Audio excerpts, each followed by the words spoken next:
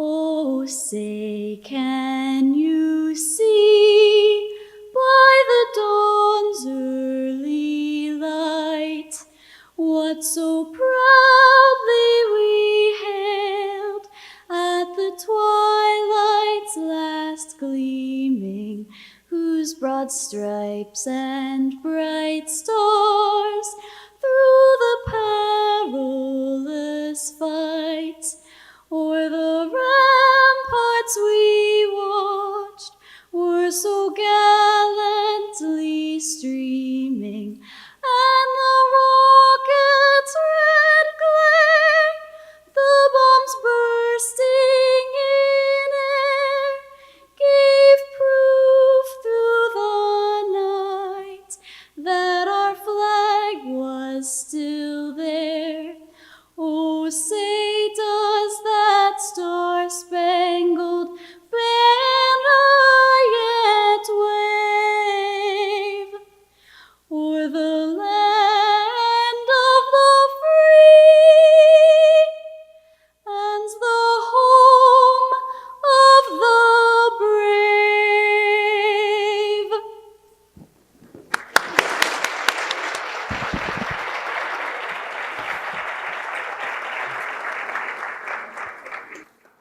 Thank you.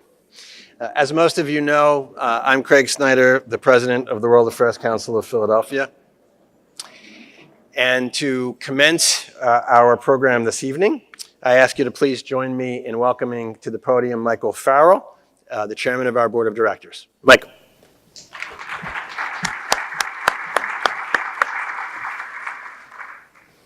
Good evening, everyone. Thank you, Craig. Just a couple of comments to start the evening.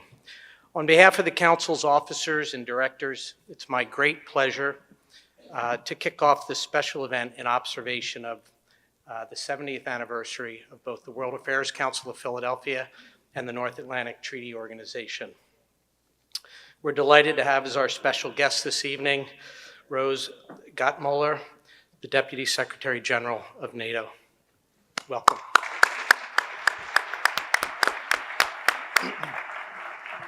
I'm also delighted to have all of you here this evening. There are many longtime friends and supporters of this distinguished and important Philadelphia institution. Quite a few members of the Council's board are here, too many for me to name individually, but I do want to thank each and every one of you for your service and your dedication. One board member in particular I do want to point out, Bob Kane, who gave us permission to tell you this story. Just to illustrate the kind of dedication of our board members, he got permission from his wife to spend their wedding anniversary this evening celebrating our anniversary. So Bob, that is above and beyond the call of duty. Where are you? There he is in the middle. He's the one blushing. Well done, Bob. Tonight we also launched the public phase of our 70th anniversary development campaign called Rising to the Occasion, which is really dedicated to the proposition that democracy demands discourse. And it rededicates this organization to continue fulfilling that mission for decades to come.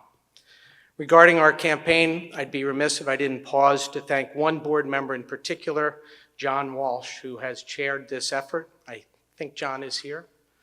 If not, John is president and CEO of UGI Corporation. Nonetheless, he spent countless hours working on this crucial project for the Council, and we are deeply indebted to his efforts on our behalf. We've established a goal of raising at least $2 million in this anniversary campaign. To date, during our quiet phase, thanks in large measure to many of the people sitting here this evening, we've raised more than $1.5 million, so we're well on our way towards our goal, and I hope beyond. So again, thank you for your help. A full list of the current donors to the campaign, individuals, foundations, corporations, is contained in your program book. And I'm deeply grateful to each and every one of those individuals and organizations for your support. I'm proud of the full participation of the board, all past chairmen, many of our individual members, and of course, new supporters who have come to join our community. We're very grateful.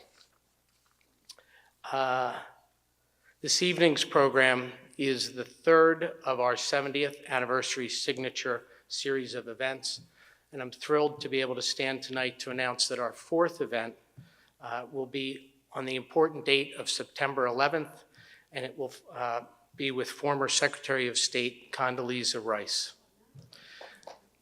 Yeah, we're excited. We're also excited and grateful for for St. Joseph's University, who will be partnering with us for that event. So finally, let me take an opportunity to ask all of you to join me in thanking the Council's incredible staff. And we have both our wonderful current team and a number of our distinguished alumni here tonight, including former Presidents Bunsey Churchill and Claudia McBride. So I'd like to give them a hand. And lastly, we have members of the family of former President Bill Bodine. The Council staff are few but mighty, youthful but seasoned, and both as smart and effective as any of us can possibly imagine. As a board, we are very fortunate to have such a dedicated staff, and I'd like to thank them as well. So that'll do it for me. Thank you all. Tonight, we continue this 70 years of effort with the good fortune to bestow the Council's International Statesman Award on Deputy Secretary General Rose Gottemoeller, applauding the 70th anniversary as well of the North Atlantic Treaty Organization. As you've just seen, the World Affairs Council was chartered just days after the creation of NATO. This isn't a coincidence. Both institutions embody the worldview of the civic leaders of the United States and its allies after World War II, aiming to prevent a return to the historical American default policy of isolationism and the tragic consequences that they believed had attended to that policy. And their view was successful.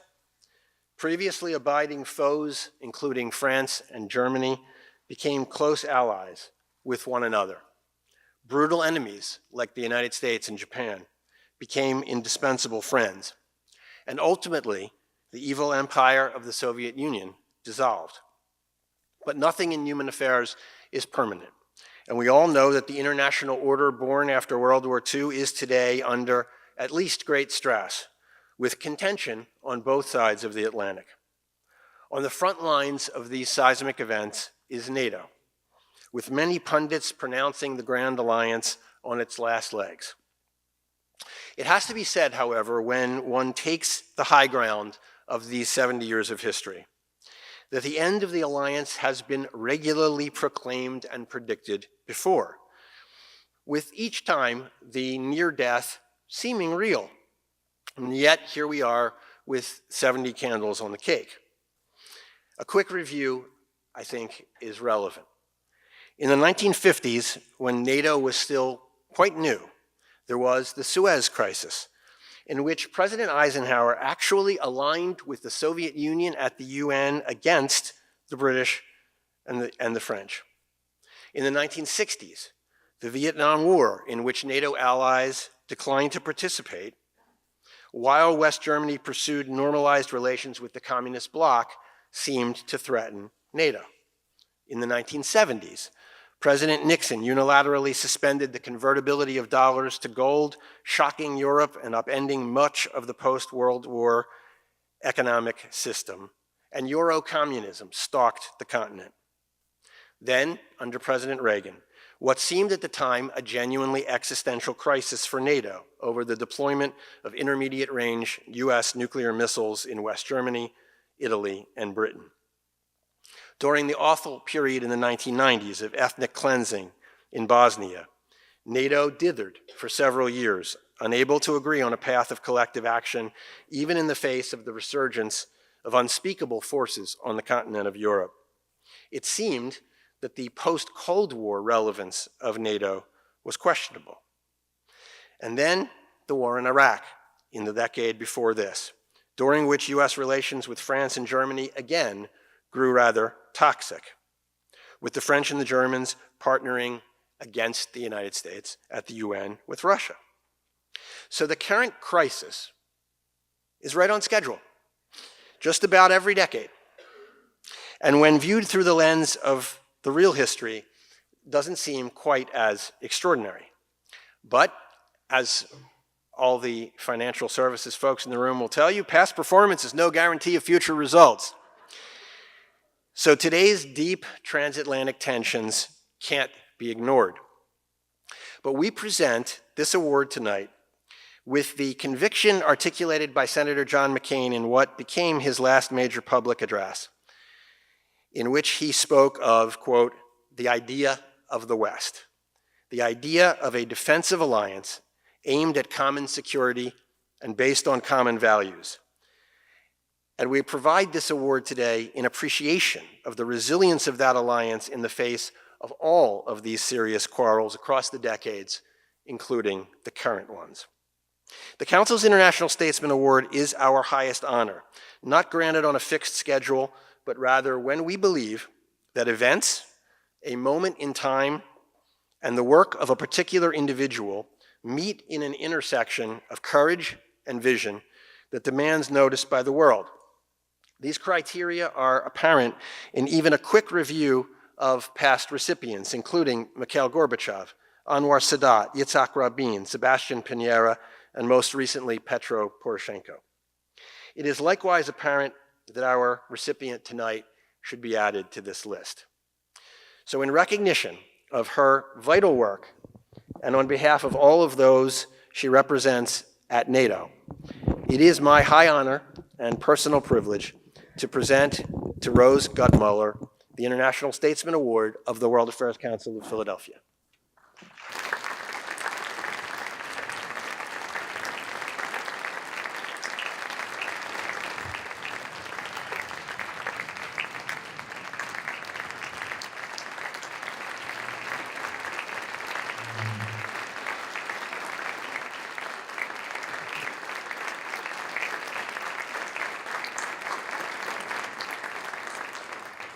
Deputy Secretary General, thank you for being with us. Thank you. And I want to start by asking you to really make any opening remarks that you would like, and in particular, to give us your overview of Secretary General Stoltenberg's priorities for NATO at this time. Well, the first remark I'll make, Craig, that was a wonderful list of our decade-by-decade crises, but you forgot France in the mid-1960s. Yes. And many of you around this room will remember when France withdrew itself from the military command of NATO, and we had to move from a beautiful, beautiful palace on the Champs-Élysées to a military hospital, which at that time was, well, there's an expression in the Midwest where I come from, it was in East Be Jesus in Brussels. It was out by the airport, but it was in the middle of a cornfield. So if you can imagine, for NATO diplomats, that was a very, very difficult time. But the alliance did and has recovered from, as you've put it, many crises in its time, and it is because we keep our focus squarely on our core mission, deterrence and defense, the fight against terrorism, and we base it on the necessity of consensus among all allies, consensus that is forged on the basis of debate. That is why I think there is so much in common, actually, with the World Affairs Council here in Philadelphia, is that at the heart of how we succeed is debate and discussion. And in fact, we do have to come to consensus. We cannot leave the issues on the table or nothing gets done. But it is very important to proceed on the basis of everybody having their views heard, from Albania at one side of the table, all around our big North Atlantic Council table, to the United States of America. Everybody has a voice, everyone has a view, and everyone has to come to agreement, or NATO is frozen. So I thought that was an important point just to bring out right at the outset, and I think it knits our two organizations together in an important way. I do appreciate the chance to speak a moment about my boss, Secretary General Stoltenberg. I've worked for a lot of people through my now pretty long career, but he stands out as a real hero because obviously we've had a very difficult period at NATO. Many of you know the stories of our July summit last year in Brussels and how there were disputes over the burden sharing issue, which is a core issue for NATO.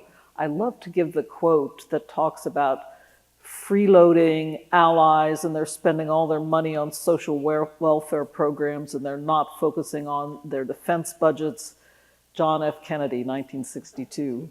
So president after president after president has spoken up and said the allies need to pay their fair share.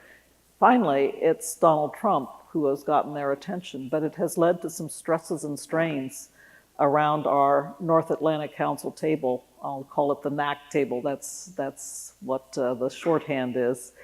And Stoltenberg himself, coming from finance training, worked in Statistics Norway to begin with as a young man when he first got out of university. He likes the numbers, he pays attention to the numbers, he focuses on the numbers, but he also really focuses on making sure that that message gets out to the allies, that they need to pay their fair share. And for that reason, he's gained a measure of respect in Washington, in the White House itself, which has been very beneficial for us during this very difficult period. Having that line of communication open has been very beneficial, but also across the interagency in the Defense Department and State Department and elsewhere. It's been very, very helpful. But I would say, you asked what his priorities are. Front and center really has been the burden sharing issue, and it's not just for the sake of more money on the table. It's because many of our allies, for years, because of the financial crisis, because of difficulties with balancing the social welfare needs, education, and so forth in their own societies, and sometimes it comes down to the coalition politics. You see it in Germany today, where they are being really pressed to spend more on defense, but the Social Democrats don't want to do it. So there's a lot of debate and discussion that's wrapped up in the politics of the parliament in Germany. But Jens has been really unrelenting in pressing the point that this is in your self-interest. Your forces have been hollowed out. Your equipment is obsolescent. Many of our more recent members are still deploying Warsaw Pact era equipment in their armed forces. They need to modernize. They need to have enough money to properly train their troops. They need to focus on really investing in the future too, with new technologies coming down the road. So he's really focused on that and done so in a way I think that has brought everyone along. And so for that, I appreciate his leadership. I want to mention one more thing about Jens before we turn to your next question, Craig, and that is, many of you may also remember that he was the Prime Minister of Norway for many years, and he was the Prime Minister of Norway in 2012 when there was the terrible attack, first in Oslo, and then on the youth camp on an island called Utøya outside of Oslo. He said in his speech, if you haven't had a chance to read it, I commend it to you, but it's a speech to the joint session of Congress on April 3rd. He said, that was the worst day for Norway since World War II, and it was the worst day of my life. If you can imagine 68 young people gunned down in cold blood by white supremacists. And so the other thing he has done for the alliance, and it's based on, I think, that gut-wrenching experience, has been to drive attention to counterterrorism, and counterterrorism across the board. Again, in his speech, he said, it doesn't matter if it's based on religion. It doesn't matter if it's based on other proclivities, such as white supremacy. It is a scourge that we must fight against day in and day out, and these people are cowards. I liked that message very, very much in his speech, that we need to fight against cowardice in this case. And so it's become, especially after 9/11, when Article 5 of the Washington Treaty was invoked for the first time. That's our one for all and all for one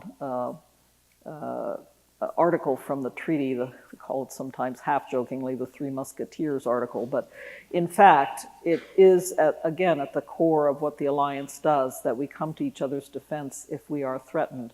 And the very first and only time Article 5 has been invoked is after 9/11. A day after 9/11, Article 5 was invoked, and within another day, Allied aircraft were patrolling American skies because we didn't know where the next threat was going to come from. So counterterrorism, in addition to defense and deterrence against more quote-unquote traditional threats, but counterterrorism is also at the heart of what we do today now, and Jens has been a real leader in that regard as well. So just to give you a little thumbnail sketch of where his priorities lie, and they are priorities shared across the leadership of the alliance and across all the allies in their role in driving these issues forward. So thanks, Craig. Thank you, thank you. Just a housekeeping note, as we're having this conversation, there are cards and pencils at your table for questions that you all can submit. Staff will be around in about 20 minutes to pick them up. I'll sort through them and we'll get through as many of them as we can before the evening ends. So we agree that the sort of catastrophizing that a lot of pundits have been engaged in may be ahistorical. It ignores the previous problems. Having said that, some of President Trump's statements about NATO have questioned the foundations of the organization. Article 5. Article 5, exactly. And the sort of what seemed an offhand comment about not knowing why any American should die for Montenegro. How is that being processed in Brussels?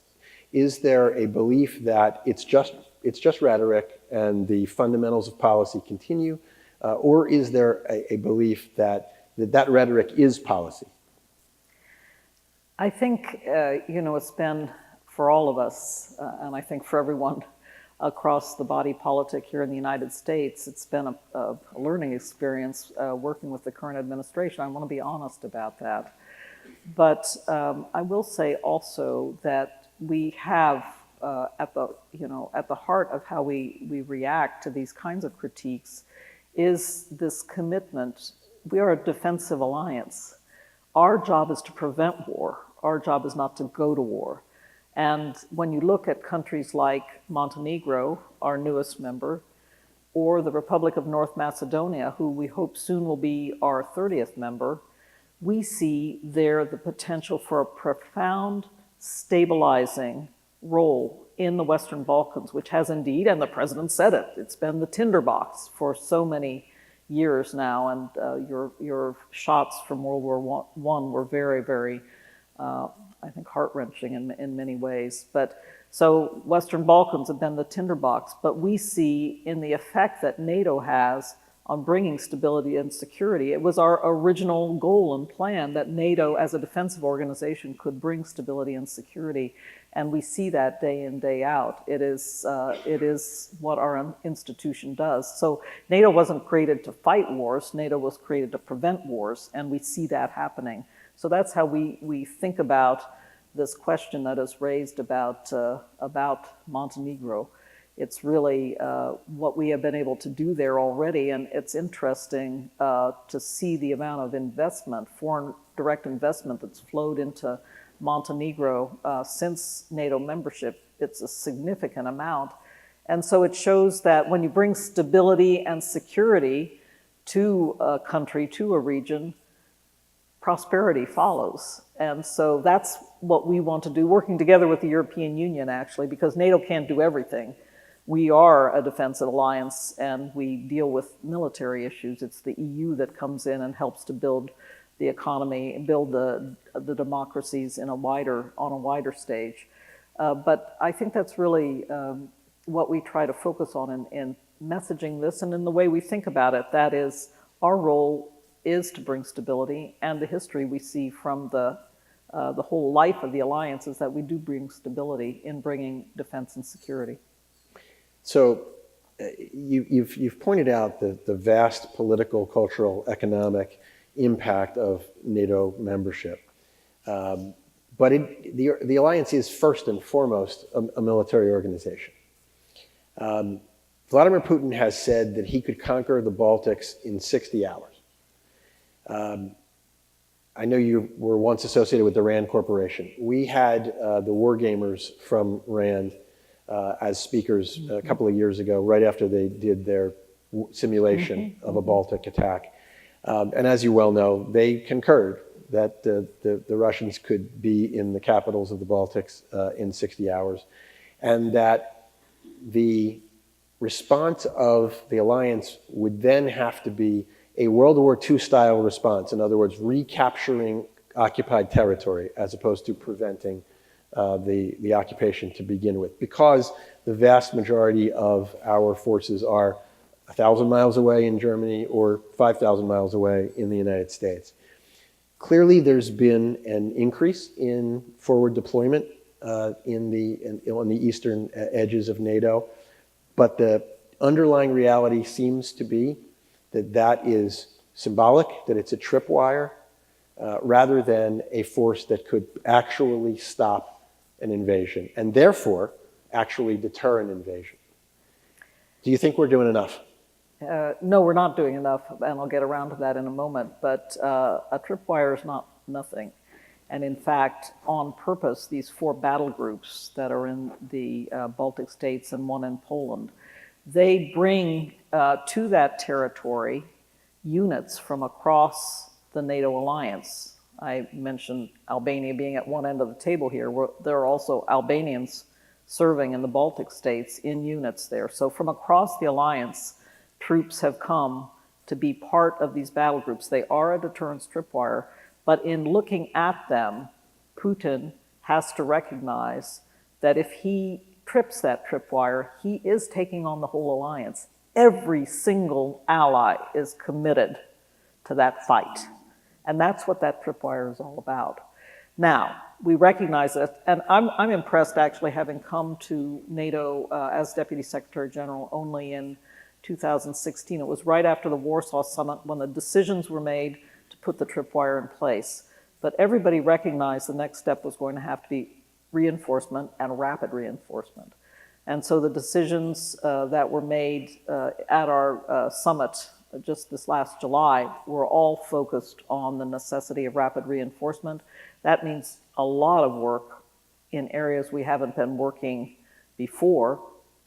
Military mobility is a key issue. During the Cold War, yes, military mobility was something many of you around the room might remember Reforger if you served in the Army.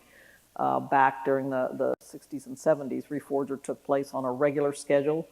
We had not for many, many years done an exercise to bring forces from North America to the European continent in that kind of Reforger training until this past fall when we did the Trident Juncture exercise. Some of you may have seen the 60 Minutes show that was on this past weekend about Trident Juncture. So we recognize that the next step is to be ready and able to rapidly reinforce, and that means sometimes a huge amount of work. Because you know what's happened since the 70s and 80s? So many transportation functions in Europe and elsewhere have been privatized. So just getting the number of wagons to be able to move heavy equipment across the German rail system, for example, is requiring a lot of hard thought about how to interact with the commercial sector and how to be clever about it and do things differently, not just try to return to Cold War practice, because it ain't going to be possible. So we have really been focused on how to be smart and clever about it, but also then focused on working particularly, again, it's the European Union who has, their mission is to bring, again, more of the economic prosperity to Europe, and they recognize that they have to build more transport corridors, north-south corridors. They're working to improve the road and rail networks in Europe. So we are cooperating very closely with the European Union on their transport projects to ensure that our military mobility requirements are taken into account. So there's a huge amount of work going on, but we recognize that having the 4 battle groups, they're not going to do the job. You have to be able to reinforce. But again, I want to stress that this is because we believe that having that capability and having very ready capability also means that we are enhancing deterrence. It's not about going after Russia. You hear that a lot from Putin as well, that actually we are threatening Russia with an attack, with offense. We are a defensive alliance, and what we do is about deterring Russia. So I want to pursue this just a bit further. Throughout the Cold War, NATO was always outmanned and outgunned in conventional forces. Yes. But there By was... the way, I remember those RAND reports. They did similar analyses Yes. back during the 80s. So Yes. when I saw that, I said, oh, God, they're recycling the old stuff. Anyway. So there, the theory of the time was that we never had to match tank for tank or artillery piece for artillery piece, that we needed sort of a sufficiency. And the sufficiency was defined as not so much as to appear to be an offensive threat and scare the Russians, the Soviets at the time, into thinking they had to strike first, but not so little for them to believe that they could push right through. Yes, exactly. So a sufficiency in between. Is that still the goal? And clearly we're not there, but is that still the goal that's acknowledged in the Council? And are budgetary requirements being put on that are realistic? Yes, we are trying to be very analytical about that. We have a requirements process that takes place on a 2-year cycle. It's just launching again, the so-called NVPP process, which sets requirements. We work with each of the allies and work with them also to convey the message that, listen, this is where you need to invest. We don't dictate. We can say to them, this is where you need to invest to ensure interoperability with the rest of the alliance, to ensure that we have overall the capability that we need, whether air, sea, or ground. But in the end of the day, it's up to them to make their decisions. So, and there are some stresses and strains there because, you know, sometimes the president wants a big shiny new airplane. They don't want to buy some boring, you know, troop transports.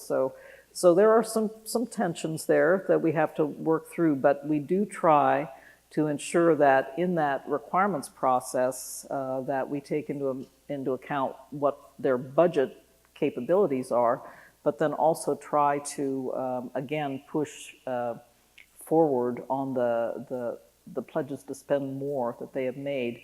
At the Wales Summit in 2014, all NATO allies, all of them, pledged to work towards spending 2% of GDP on defense by 2024. And of that 2%, they all pledged to spend 20% on acquiring new capabilities. And again, modernizing, getting rid of obsolescent equipment. And so we try to fit our requirements process together with that defense investment pledge in a very mindful way. The sort of next step of this conversation goes to NATO policy with respect to the use of nuclear weapons.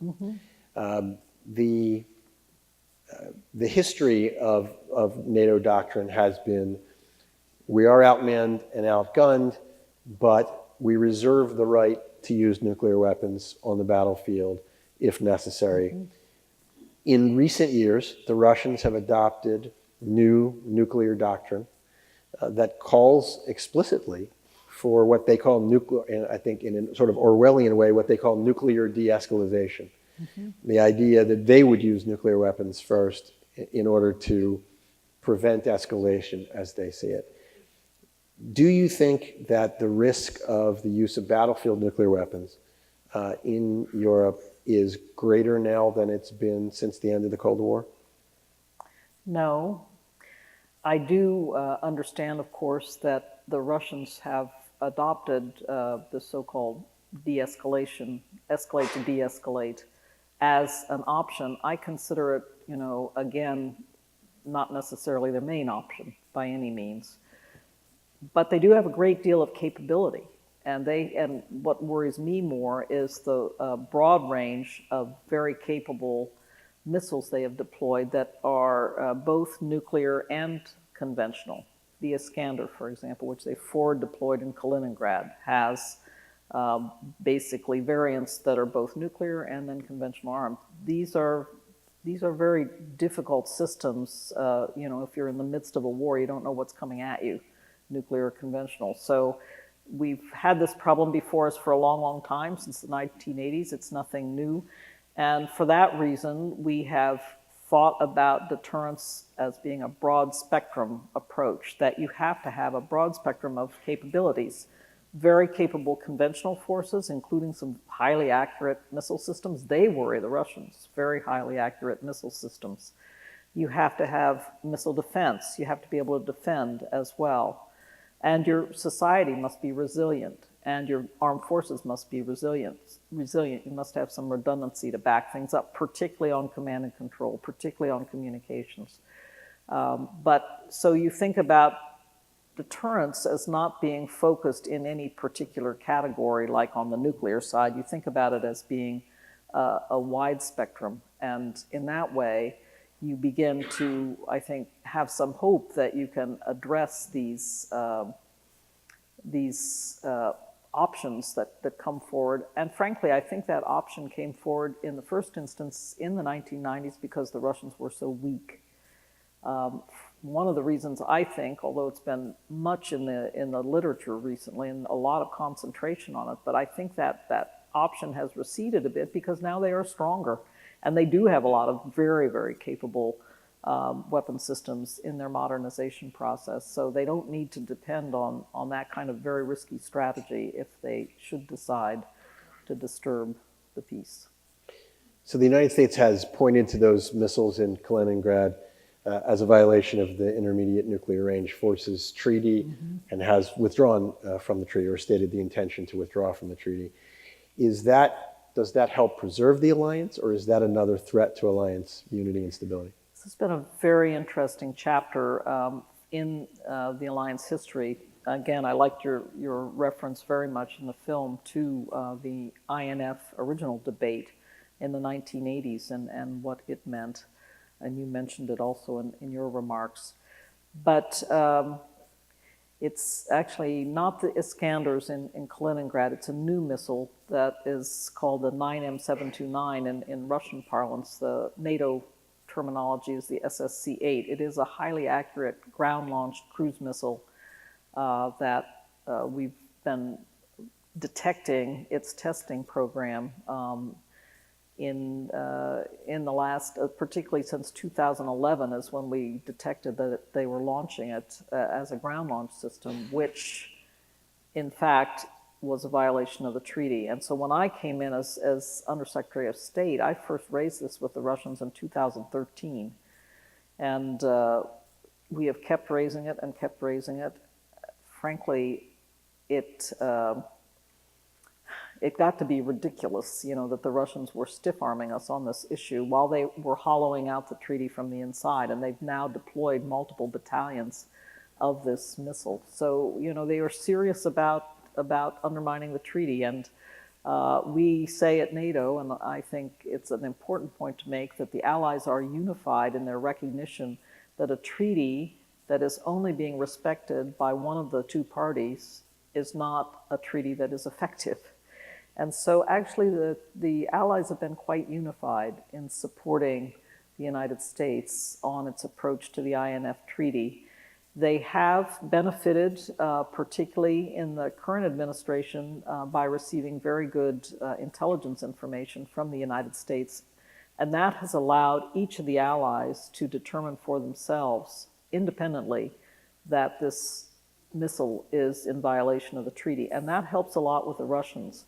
We had a meeting of our NATO-Russia Council in January, and the Russian team who came were taken aback because all of the Allies were saying, we have been able to determine for ourselves that this missile is in violation of the treaty. If you read the Russian press, they will frequently say, oh, the United States is just leading the Allies around by the nose, you know. They're the Allies, they just do everything that the United States tells them to do. But in this case, it was a shock to the Russian diplomats when each of the Allies said, we've been able to determine for ourselves. So the unity is strong on the approach to the INF Treaty, but the Allies also stress the necessity not only of being able to defend ourselves if the treaty goes away and this missile continues to be deployed, but also to continue to pursue an arms control track. It's the same as in the 1980s, that the Allies are unified around a dual track approach. We deter and defend if we must, but we also continue to engage in efforts to restrain and constrain these missiles. So the arms control agenda continues to be also very important. And we'll see where things go. The notification period will run out in August, on the 2nd of August, and we will see what happens, whether the Russians, we're still hoping beyond hope that the Russians will come back into compliance with the treaty, get rid of those battalions that they've already deployed. But if not, then we will see where we go next in both defending against them, but also in pursuing arms control options. How much is all of the conversation we've had about kinetic weapons and conventional warfare, how much of that is rendered obsolete by the cyber threat? The Russians have already engaged in denial of service attacks against NATO members in the Baltics, banking systems, power grids, other critical infrastructure, and of course have also engaged in attacks on the democratic electoral processes in the United States and in Europe. There are a lot of folks who say those are acts of war. Is the cyber threat being made a fundamental part of NATO planning? It is indeed. In fact, the cyber realm has been declared a realm of operations in NATO in the same way that air, sea, and land, these are all operational realms. So cyber is part of that now. And as we say, that a serious cyber attack could call forth an Article 5 response. So we've taken this matter extremely seriously. It is all a part of, well, there are two aspects. Cyber can be part of hybrid action. That's what you pointed to when you were talking about undermining the electoral processes in countries. It's this hybrid environment of neither peace nor war, but doing everything possible to undermine the system in a country, whether the democratic system or other kinds of governance. And the Russians have really been, Ukraine was a wake-up call when they seized the Crimea, and everybody talks about little green men and what they were doing there. But the big wake-up call was the cyber attack on Estonia back in 2007, when the Russians shut down the Estonian banking system. And so they've been playing at these games for a long, long time. And so we are confronting now in NATO how to wrestle with the hybrid threats, because the Russians are constantly trying to push the envelope there to sow disunity in the alliance and to cause all kinds of problems. But and so we have to be thinking through strategy and tactics in that world as well, and have been taking steps to do so. But then you can also think about cyber weapons as posing more or less an offensive threat as well in wartime. And so that's why we consider them also, the potential for cyber attacks, as being also instruments of outright warfare, not in this hybrid gray zone, but instruments of outright warfare as well. And the Allies have been doing a lot of work thinking about how to counter cyber attacks. Allies individually have offered up their own cyber effects to help to counter cyber attacks on the alliance. And so it is an area of very serious thinking. But to be honest, even though things like disinformation and propaganda techniques were part of the Soviet playbook, I think until the last 5-6 years, and certainly since Crimea, that's been a huge wake-up call. So we are playing some catch-up, to be very honest. Let me take a half step back. The reason why all of this conversation we've had so far is relevant is because of growing political tension between Russia and the West. I'm sure you know that there are a lot of folks who say, we did this to ourselves, that NATO expansion to the edge of Russia was arrogant, was not well planned, and that the reaction of the Russians to view that as, if not a literal military threat, but a cultural and symbolic threat against their historic claim to an area of influence and an area of security, that we should have known that was going to happen. And it was hubris to have put NATO all around Russia. I get this question a lot, and I really believe this is a rewriting of history, because I remember so well, I was working for President Clinton in 1993 and 1994. I remember a lot of these debates and discussions, and we were honestly looking for ways to partner with Russia in ensuring security in Eurasia. And I personally worked on the wide range of programs that we had with the Russians to ensure that their nuclear arsenal, the Soviet nuclear arsenal, broke apart with the breakup of the Soviet Union, that their nuclear weapons were safe, secure, accounted for, and their fissile material, the material that could make more bombs, was safe, secure, and accounted for.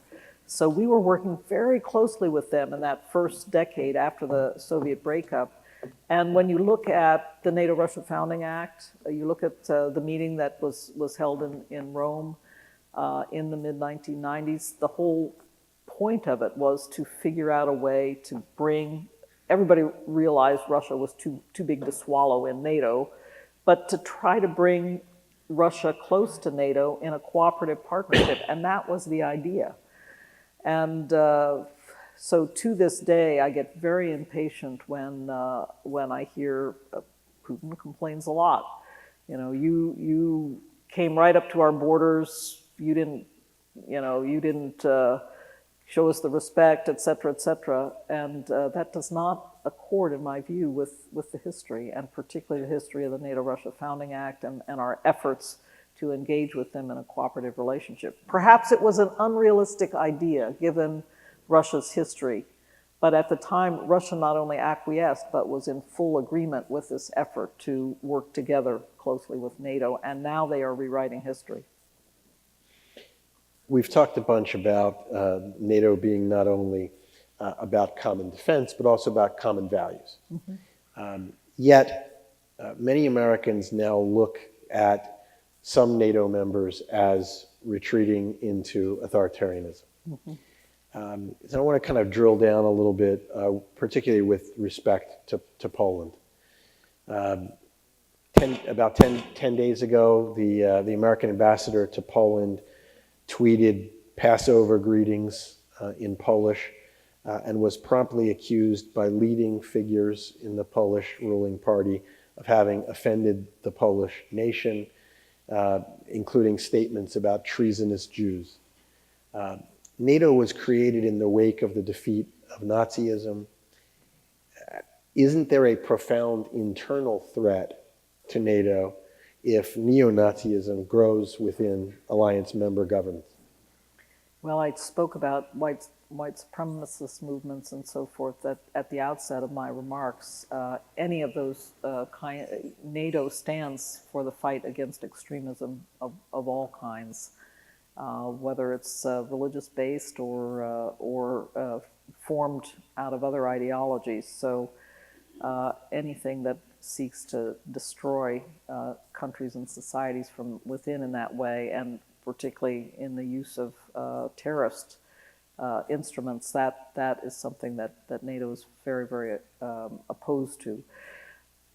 It's, well, let me make a couple of points. First of all, we are an alliance of 29 and soon to be 30 democracies.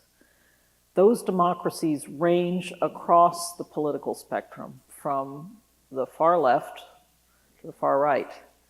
And we have to deal with the politics of duly elected governments, assuming, and as far as we can see, we just saw this election in Turkey, and Erdogan's, we've been concerned watching some of the trend lines in Turkey, but Erdogan submitted to a democratic election, and everyone is acknowledging first of all, that it was a democratic election, and second, that he took some significant losses, losing his major urban areas. So we have to work with the governments that are duly elected. That said, we are very clear with every NATO member that they signed up to the Washington Treaty, and the Washington Treaty imbues a number of basic values, particularly focused on democracy and the rule of law, and that therefore countries who are members of NATO, we expect them to live up to those basic values. So how do we do that? There have been some proposals out there. I'll take this on head on. There have been some proposals out there that NATO itself ought to put in place like a scorecard. And, we should be providing a report card every year for every country from Albania at one end of the table to the United States of America at the other. I think that would be a waste of time and resources when we have to pursue our primary missions in the deterrence and defense arena and in the fight against terrorism. But at the same time, I want to say that every day in how NATO operates, from the inside out, we are conveying our basic values to these countries. A good example, I think, is how we talk about targeting and what our targeting policy is inside NATO. It is focused on the protection of civilians. Same now, we are doing a lot of work on policy on sexual exploitation and abuse. The code of conduct that is being developed for all NATO armed forces really focuses on tackling that problem. And I'll stop with a historical example, which I like very much. I was in Lisbon a couple of months ago, and it was recollected for me the history of the so-called Carnation Revolution. So Salazar, authoritarian figure. Portugal was one of the founding members of NATO for many years under the authoritarian regime of Salazar. It was NATO officers of Portugal who had been trained in NATO, who were then those who stepped forward and brought about the Carnation Revolution, and it was a NATO-trained officer who was the first president of the new democracy as restored in Portugal. I'm not saying that we train revolutionary techniques in NATO. That's not what I'm saying. What I'm saying is that the basic values we imbue day in, day out in training the military and in working in NATO headquarters, this is how we provide for these values from the inside out. Thank you. You pointed out that after 9/11, NATO proved its willingness to come to the defense of the United States outside of Europe. And of course, the NATO operations in Afghanistan have been ongoing for so long.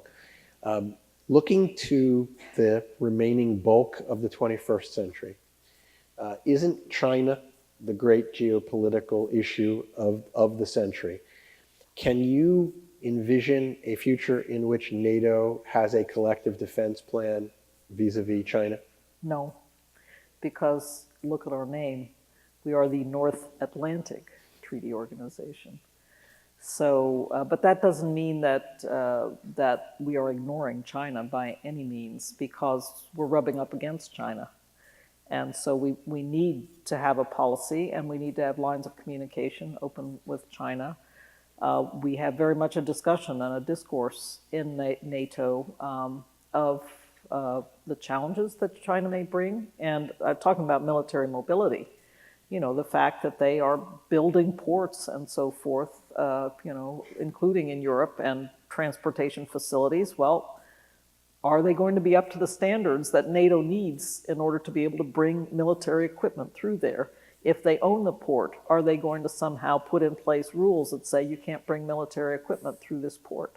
So there are practical issues there that we have to confront in working with China. They could be some pretty serious challenges, but also can be great opportunities. And that's how we're trying to sift through now how the relationship will develop with China. I do want to point out that China was instrumental in helping in the fight against piracy off of Somalia back in 2015. And so the fact that we welcome the fact that they brought their ships forward and participated with, it was under the EU aegis, that particular operation, but NATO was participating and China was there, India was there, Russia was there, and we managed to lick the piracy problem off of Somalia. So I don't see any reason looking to the future why a good partnership with China shouldn't be a good thing based on that experience. But we have to sort through both, the balance of opportunities and challenges and think what policies NATO needs to pursue. That means open lines of communication. We already have good military to military staff talks that have been going on for several years now. In the last year, through some of the interactions I've had with the Chinese, we've been able to establish a political military dialogue involving not me, but the next level down in our organization. And that will be also bringing then additional richness to the discussion of what our mutual interests are. And they have been very interested in some particular areas, which I've welcomed very much. They've been interested in our annual Arms Control and Nonproliferation Conference. So for a decade, they've been sending representatives to that conference, which to my mind is an interesting phenomenon because, as you may have heard Mr. Trump over the weekend, he wants to get China to the negotiating table for a big new arms control deal. So, well, maybe NATO's had a hand in educating them and helping to inform them about what arms control and nonproliferation means. Okay, last question from me, and we'll turn to the cards from our audience. That looks like a lot of cards. There's a lot of cards. Yes, we'll go through them.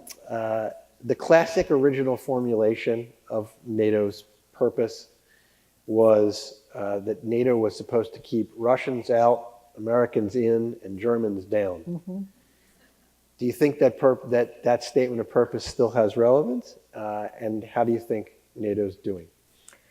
I think nowadays, and to refer back to the discussion of burden sharing early on, of course, coming out of World War II, we were, all of us, concerned about where Germany would go militarily and what kinds of Army, Air Force, Navy they would have in the future.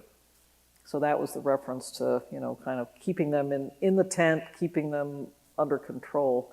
Nowadays, I have to say, and I will stress, that they have allowed their armed forces to be hollowed out to a certain extent, and they need to modernize. They readily admit that they don't have ready forces, that they need to work on readiness, they need to invest in training, they need to invest in some new equipment. I think the willingness is there. So it's a little bit different. That part of the equation is a little bit different. Okay, questions from the audience. First one is, what is it like to frequently be the only woman in these multilateral national security, international security discussions? I'm used to it. And after a while, you kind of become one of the guys.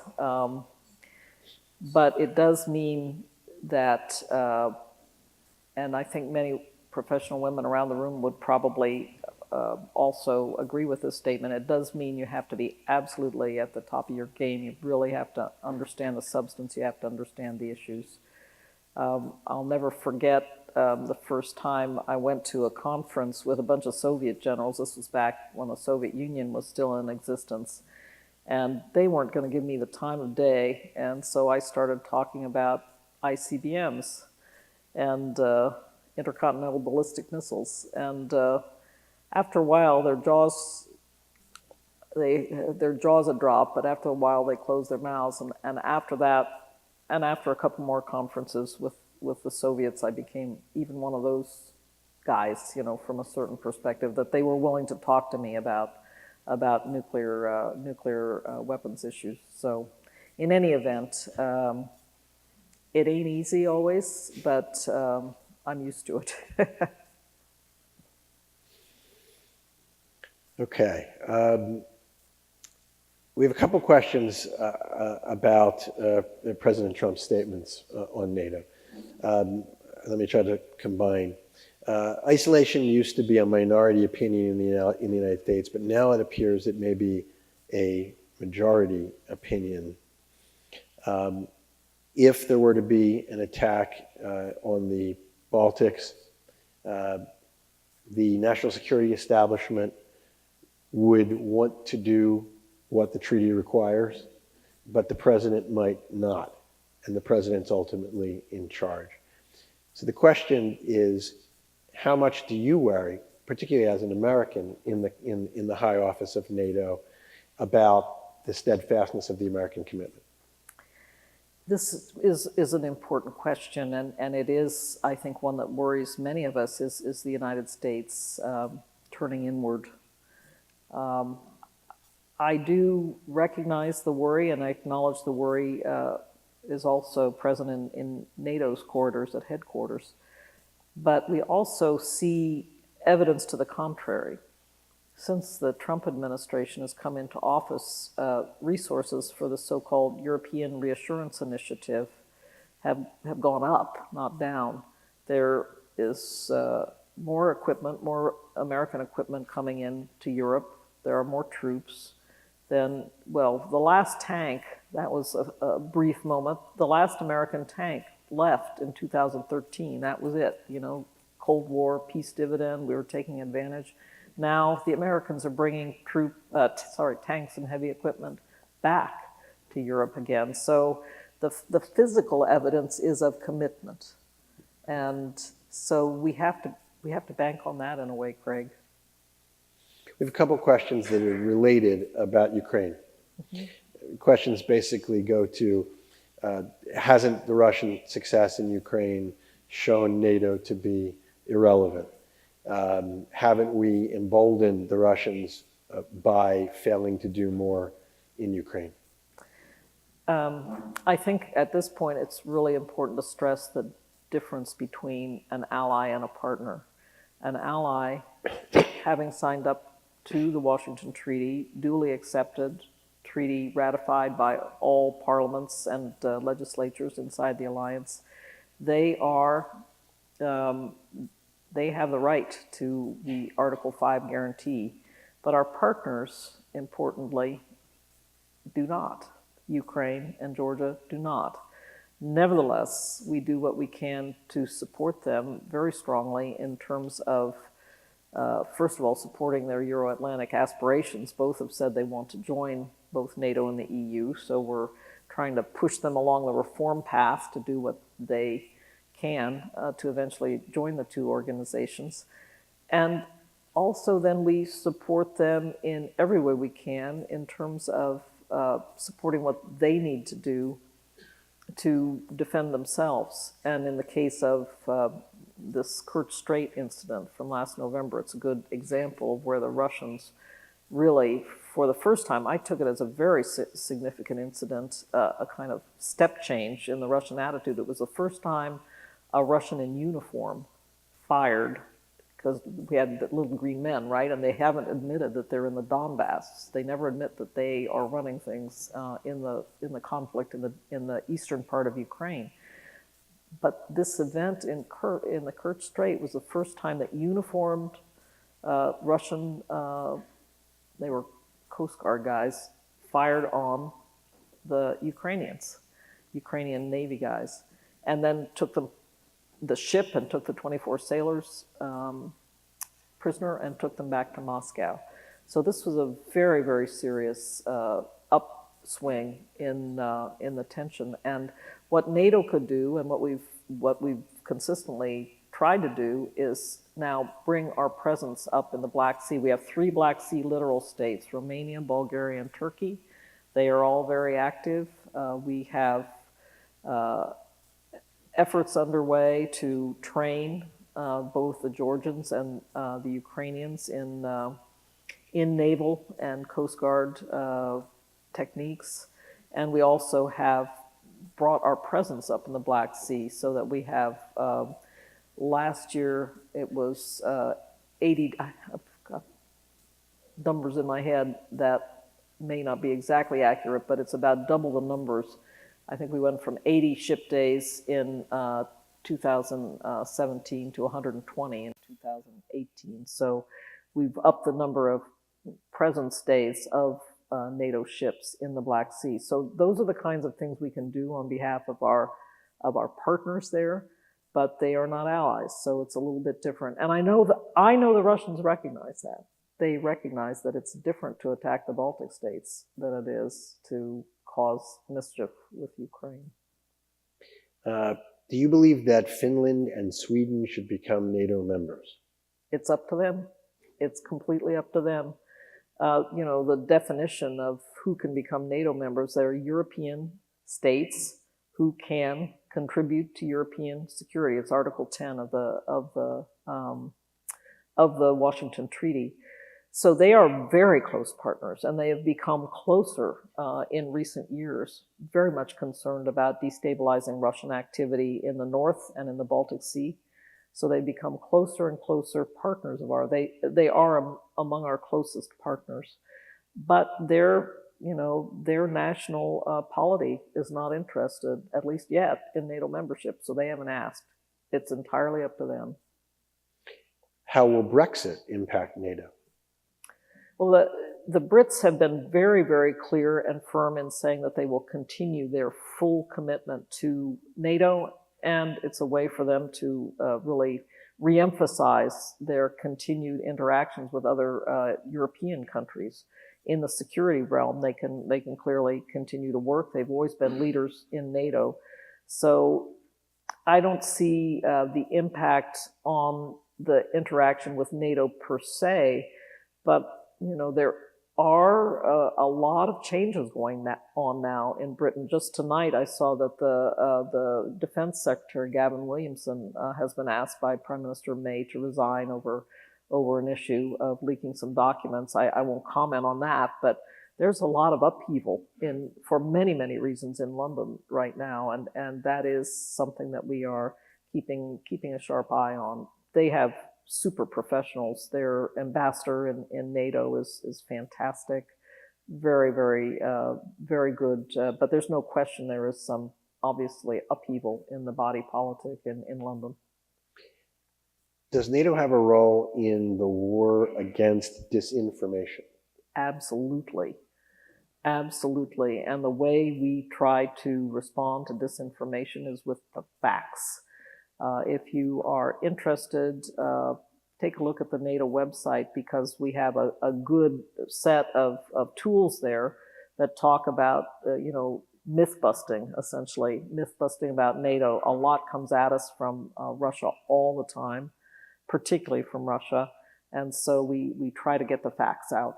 And so in addition to that, we try to be proactive in also talking and just, being positive. And here our Baltic state members have been absolutely fantastic in the way they have encouraged the battle groups to get out and go to schools or shopping centers on weekends. They'll take a couple of the tanks and they'll let the kids climb over them and be there to talk about what the battle group does and what it doesn't do, and giving information to the public. So we try to get the story out, because in the Baltic states particularly, they've been bombarded by Russian disinformation. So it's been good that that they have been very smart about getting the story out, and in a physical way as well that engages the community. Very, very smart the way they've been going about it. Two last questions. What can you tell us about the Russian spy whale? Oh, Lordy. I don't know.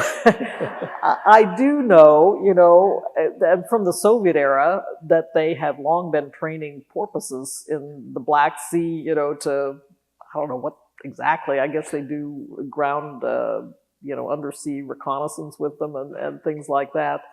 I'd never heard of beluga whales before, so I'm kind of intrigued by the fact that he's really cozied up to his new friends, apparently, and has turned into quite a celebrity in his own right. So I think that story, there are pieces of it yet to be told, but I don't think I'll comment further than that. Okay. Last question goes in the exact opposite direction from the humorous one. What is it that most keeps you up at night in this job? I'm so tired every night, I just fall asleep.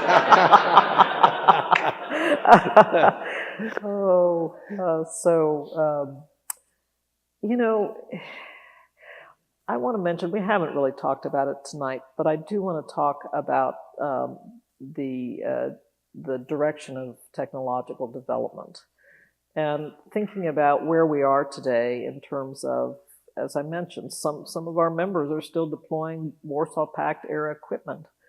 And yet, you know, coming down the road at us, there's artificial intelligence, there's, you know, there's the development in the cybersphere that's pushing us further and further toward massive use of data.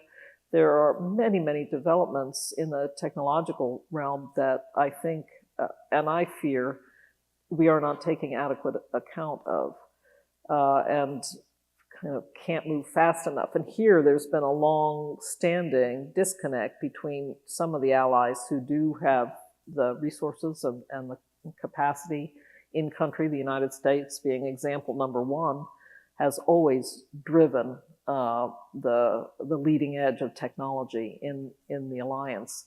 But I do worry that as these new technologies come in and the United States begins to incorporate them in our armed forces, that some of our allies will lag farther and farther behind. So we have to have a very well-articulated, well-developed, and realistic innovation and technology policy in NATO, and this is an area that needs work. I will admit to you, we've been focused on that a lot, and I will say that the Brits have been real leaders in wanting to get us to make this a serious work strand and really be focusing on it. So if there's anything that I think a lot about before I fall asleep, it's how we confront the technology revolution and make sure that we are on the leading edge of it and not lagging behind.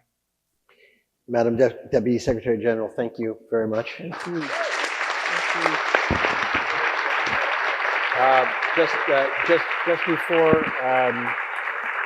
Just before dinner is served, we have just one more thing to do, and that is I want to invite up to the podium one of the graduating seniors from our Bodine High School for International Affairs, Raquel Padin, who is going to present you with a gift.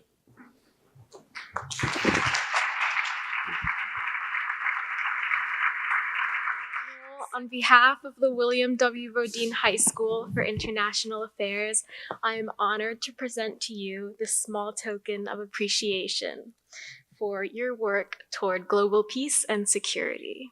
Thank you.